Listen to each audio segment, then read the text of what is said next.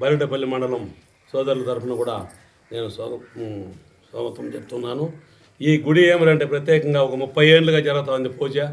30 ఏళ్ళుగా గుడి ఒక వ్యక్తికి కలవరాన్ని వచ్చి ఇక్కడ గుడి కట్టాలంటే దీనికి 5 ఏళ్ళు బాధపడి చేసి మేము మా గ్రామస్తులు కమిటీ తరఫునంతా ఈ గుడి కట్టి భక్తి శ్రద్ధలతో ఈ గుడి పూజలు జరుపుతున్నాము. ఇక్కడ కొందరు మొక్కంపై కూడా బైరెడ్డిపల్లిలో కూడా వచ్చి మొక్కంపై కూడా మాకు మేలు జరిగిందని మళ్ళా వాళ్ళు ఈ పొద్దు ఒక 500 మందితో 14వ తేదీ వచ్చి కలిసి పూజ కూడా ఊరేగింపుగా గొప్పగా చేసిందను.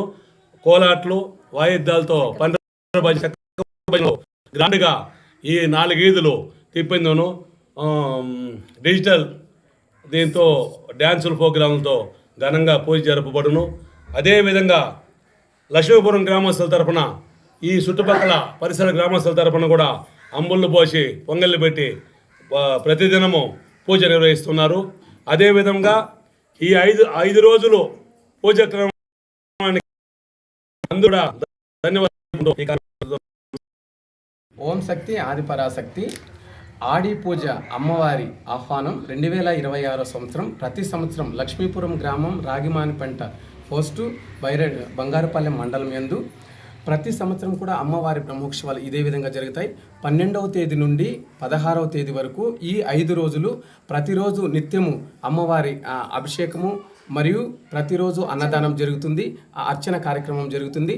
14వ తేదీ అమ్మవారి కలశము ఊరేగింపు ఉంటుంది. ఈ అమ్మవారి కలశం యొక్క ఊరేగింపుకి మన పూతలపట్టు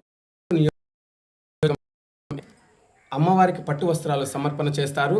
అదేవిధంగా 16వ తేదీ కూడా చివరి రోజు అమ్మవారి వసంతోక్షం జరుగుతుంది. ఈ యొక్క 5 రోజులు జరిగే ఈ ప్రోగ్రాంకి ప్రతిరోజు బైరెడ్డిపల్లి మండలం వెంగమారపల్లికి చెందిన కావడి భజన బృందం వారి చేత ఎవరైతే అమ్మవారికి పట్టు వస్త్రాలు ప్రతి ఒక్కటి సమర్పిస్తారో వాళ్ళ ఇంటి దగ్గర నుండి అమ్మవారిని ఊరేగింపు చేస్తూ అమ్మవారి దగ్గరికి వాళ్ళ తీసుకొని రావడం జరుగుతుంది.